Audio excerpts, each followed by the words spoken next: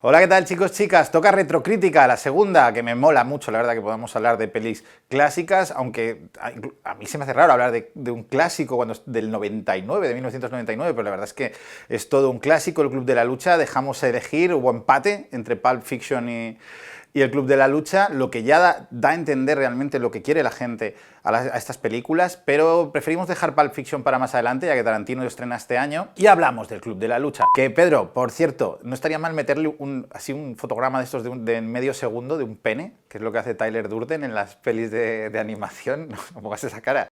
La primera regla del Club de la Lucha es que no se puede hablar del Club de la Lucha, así que me la voy a petar porque vamos a hacer un vídeo, no sé cuánto va a durar, depende un poco de cómo vaya esto. Vamos a hablar largo y tendido de El Club de la Lucha, que es la cuarta película de David Fincher. David Fincher, recordar que debutó con Alien 3, una peli muy criticada, que era de Fox, como El Club de la Lucha. Luego hizo Seven, una peli que gustó a todo el mundo, absolutamente impresionante, Seven. Luego hizo The Game y luego ya hizo El Club de la Lucha en 1999. Antes de empezar, antes de meternos en mandanga, antes de desglosar qué significa el Club de la Lucha y la importancia que tiene tanto en la cultura pop contemporánea como en la propia historia del cine, o en los propios años 90, o como retrato de la generación X, o como retrato demoníaco de la sociedad de consumo, vamos a ver la escala de planos, ¿no? Ya tirando de la guía del lenguaje cinematográfico, ya que me lo he currado, que he estado viendo la película y seleccionando todos los planos, los vemos para que veáis que el cine es un arte y un lenguaje.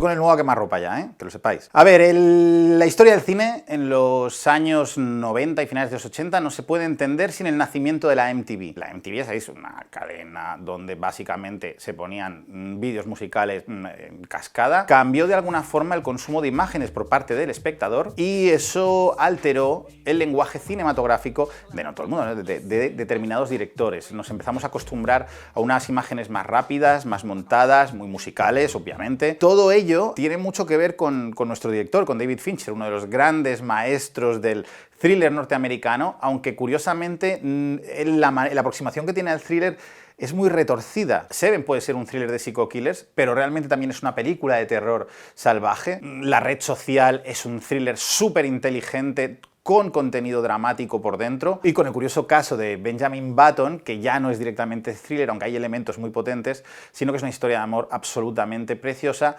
que no hace falta contar el quid, pues ya la conocéis, que la habéis visto todo. En este análisis del Club de la Lucha hay que entender que voy a hacer muchísimos spoilers, porque estoy desgranando la peli. Es la idea de las retrocríticas también, poder hablar de las películas con toda tranquilidad, porque imagino que ya todos la habréis visto, y si no, no sé qué habéis hecho en vuestra vida, porque cumple 20 años. Y bueno, venga, vamos a empezarnos ya a meter en mandanga. 1999 fue un año muy bueno para el cine americano. Es el año de Matrix, es el año de Cómo ser John Malkovich, es el año de El Sexto Sentido, es el año de Tres Reyes, es el año de Eyes Wide Shut. La verdad es que quitando Eyes Wide Shut, todas, ¿veis? Todas tienen este look de un poco de videoclip, El Sexto Sentido también un poco menos, del que viene David Fincher. David Fincher empezó como director de videoclips. Él trabajó con Madonna, suyo es el Express Yourself y el Vogue. Trabajó con Michael Jackson, hizo Who Is It. Trabajó con Sting en Englishman in New York. Incluso con los Gypsy Kings, que suyo es el vídeo del bamboleo. Todos están en YouTube. La idea surge de Chuck Palahniuk, un escritor, era su primera novela, El Club de la Lucha, y ya es muy interesante el punto de partida porque le ocurrió a Palahniuk es que tuvo una pelea en un camping, ¿no? Fue a quejarse, estaba en un camping, aquí está en un camping, yo odio los campings. Él estaba en un camping y hacía mucho ruido, unos vecinos del camping, fue a hablar con ellos y le zurraron. Y se sorprendió que al llegar al trabajo, ¿no?, al día siguiente, él iba con la cara marcada y que nadie le dijera nada. O sea, actuaban de forma natural con él. Eso le llevó a pensar algo que está en la propia génesis del Club de la Lucha, y es: la gente no me pregunta qué me ha pasado, porque eso implicaría un contacto, ¿no?, una interacción social más allá de las típicas interacciones sociales en el trabajo, básicamente circunstanciales, ¿no? No es hola, ¿qué tal el fin de semana? Bien, sino ostras, ¿qué te ha pasado? Eso implicaba pasar demasiado tiempo hablando con el compañero, lo cual nos define muy mal como sociedad. Tenemos pánico, ¿no?, a interaccionar con los demás. Se tenía en los 90, hoy es peor, hoy ya la gente solo interacciona por las redes sociales o por el móvil, eso es así. Eso acaba cuajando en una novela, El Club de la Lucha. Hace poco tuvo una secuela en forma de cómic que no os recomiendo, no sé por qué eso llegó a pasar. La novela era muy potente, la novela creo que se escribió en el 96, se compra los derechos Fox, los compra por $10.000, se pone a buscar director, se sondea a Peter Jackson, se sondea a Bryan Singer, se sondea a Danny Boyle, y al final Fincher, que él había intentado comprarlos por su cuenta, acaba aceptando volver a trabajar para Fox, que ya he dicho antes que tuvo una relación poco turbia cuando Alien 3, y encargan el guión a un hombre realmente desconocido, Jim Uhls, que no ha tenido una carrera posterior. O sea, hizo también el guión de Jumper, es una peli que yo siempre defiendo y todo el mundo odia. Bajo ese libreto, Fincher lo que hizo fue coger y dárselo a amigos suyos para que se lo mejoraran. Se lo dio a Andrew Kevin Walker, que es el guionista de Seven y de Sé lo que hicisteis el último verano. Hay un homenaje a Andrew Kevin Walker en la peli porque salen 3 policías que se llaman Andrew, Kevin y Walker. Si la volvéis a ver, os fijáis, que os hará gracia. Y a Cameron Crowe, el director de Jerry Maguire y Singles y bueno, un montón de películas más. Para los actores, pues Fincher fue a lo mejor que había en ese momento. Brad Pitt, que había sido descubierto en Thelma y Louise, todos lo sabéis, fue una aparición estelar, lo llamaban el nuevo James Dean, lo cual no va mal a la peli porque Fincher siempre abordó la película como una nueva rebelde sin causa, así que James Dean y Brad Pitt ahí están conectados, pero venía de un fracaso gordo como era Conoces a Joe Black, que fue una peli desastrosa, y aún así se le pagaron $17 millones, creo, hablo de memoria, por el papel, y a Edward Norton, que venía de petarlo con American History X, pero a él le pagaron $2,5 millones solo porque había diferencia de cachés. Get down on your knees right now.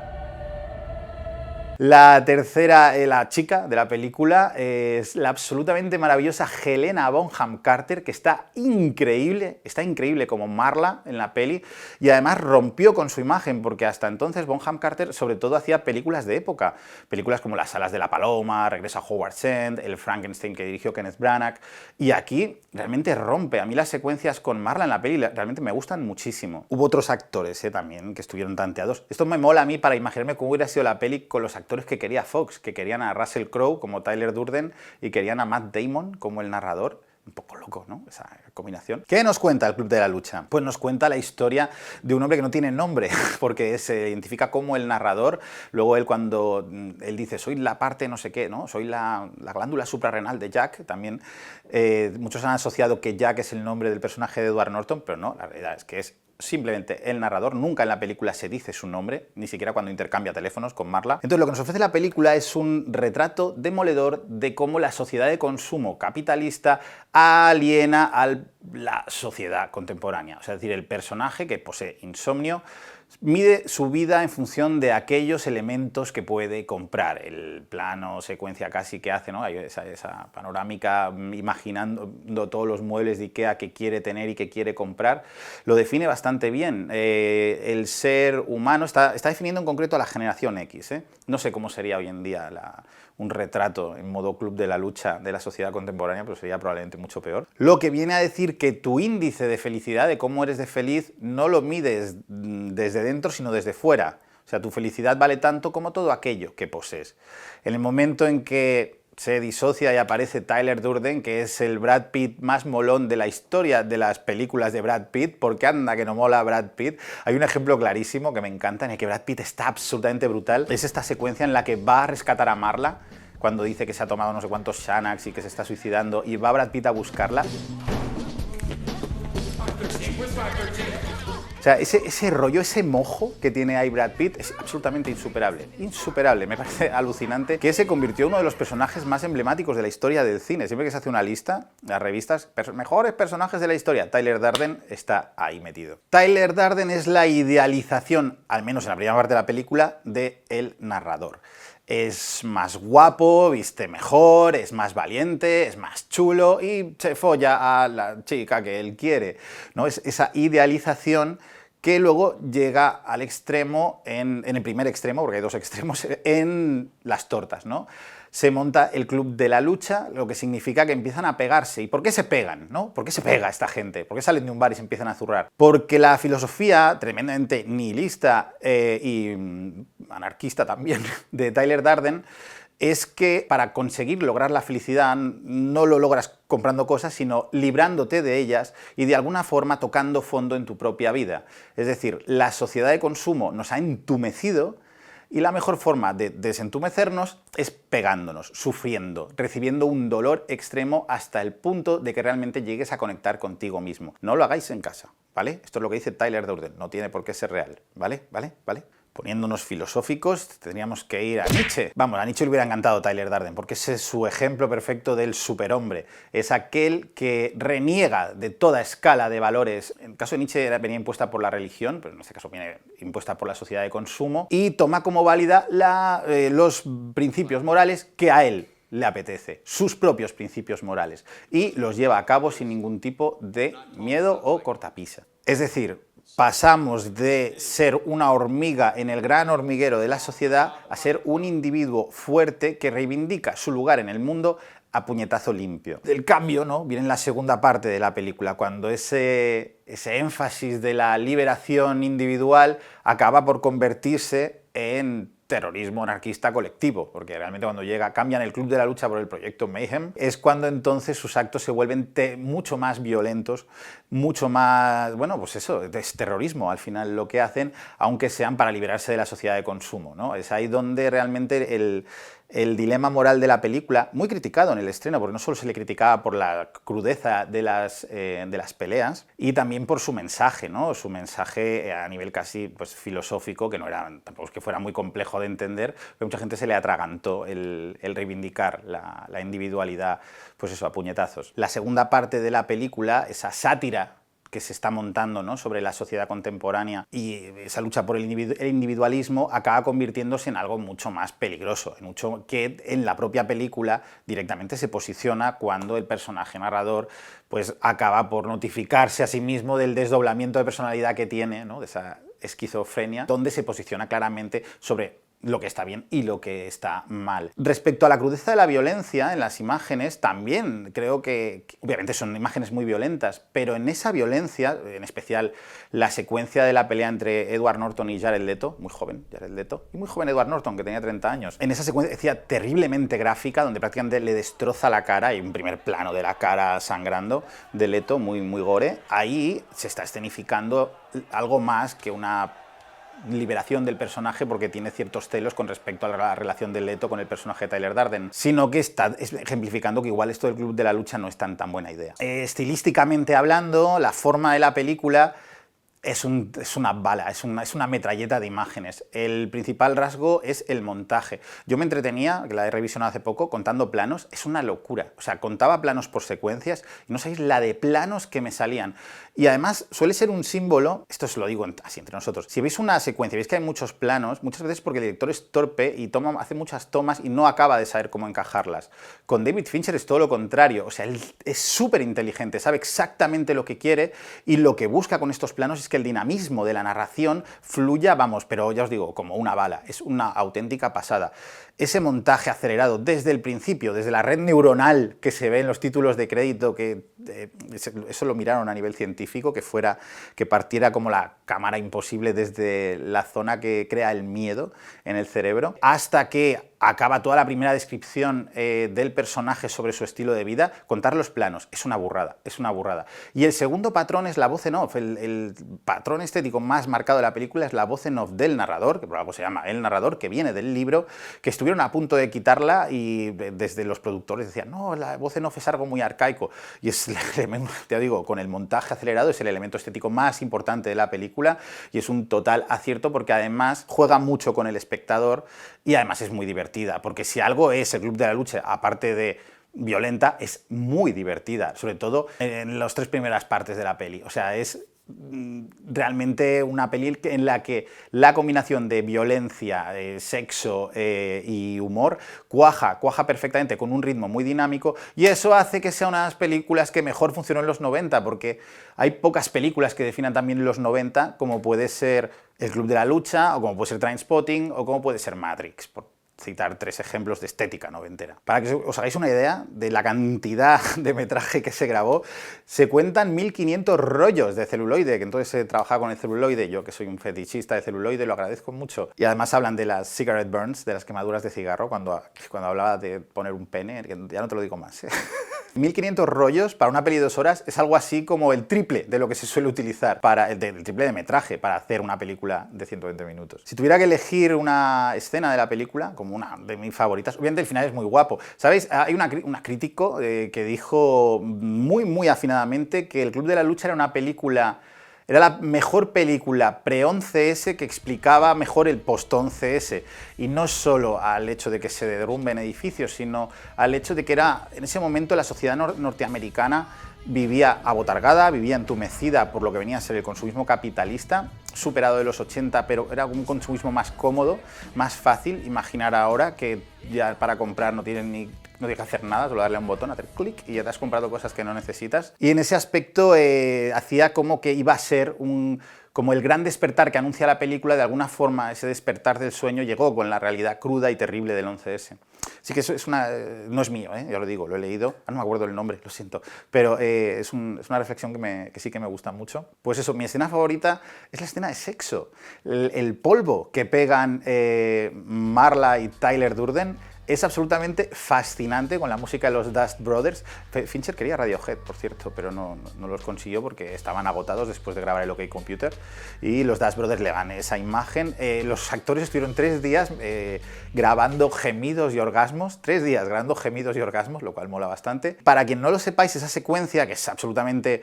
Es como una foto fija que se mueve, ¿no? Es como unos travelings falsos en una foto muy ambigua. Es la misma que se usó para la escena de las balas de Matrix. Es decir, rodearon la cama de no sé cuántas cámaras fijas que hacían en una corrida, con perdón, una foto, y entonces luego eso se montaba poniendo las caras de los actores. Y es una secuencia que a mí, vamos, me encanta, aunque obviamente la película está llena de imágenes emblemáticas, desde la primera pelea a puñetazos que tienen Tyler y el narrador, el propio principio de la película donde se presenta y está todo montado, claro, es que tiene muchas secuencias. Pero bueno, en general la secuencia de sexo me mola, porque ya os he dicho que me gustaba mucho el personaje de Marla y cómo sirve de elemento disruptor al final entre el narrador y el propio Tyler Durden y cómo juegan siempre para que no estén los 3 nunca en el mismo plano. Pues eso fue El Club de la Lucha, hoy en día una cult movie incontestable. Hay poca gente que encuentres y te diga, no, es un poco así. No, mentira.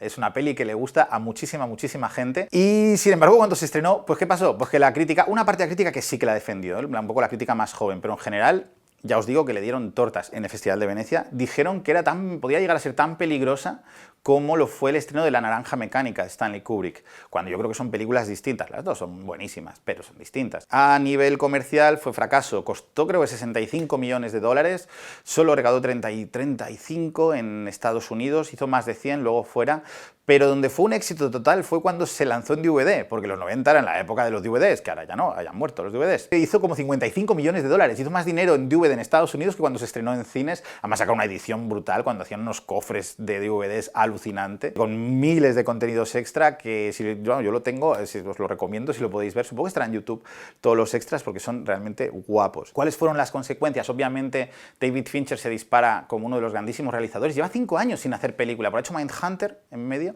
pero ha hecho la serie, pero lleva realmente desde perdida, sin hacer película, lo cual necesitamos más películas de David Fincher. David Fincher, las siguientes películas, es cierto que La habitación del pánico es un poco más floja que la adaptación de Millennium, El hombre que no sé qué a las mujeres, me acuerdo, eran más flojas. Zodiac, la red social, el curioso caso de Benjamin Button y Perdida, a mí me parecen 4 peliculones increíbles. Como curiosidad decir que como la gente está muy loca, fue a acabar la película y se crearon clubs de lucha por todo Estados Unidos, en Alaska, en Nueva Jersey, en California, en Texas.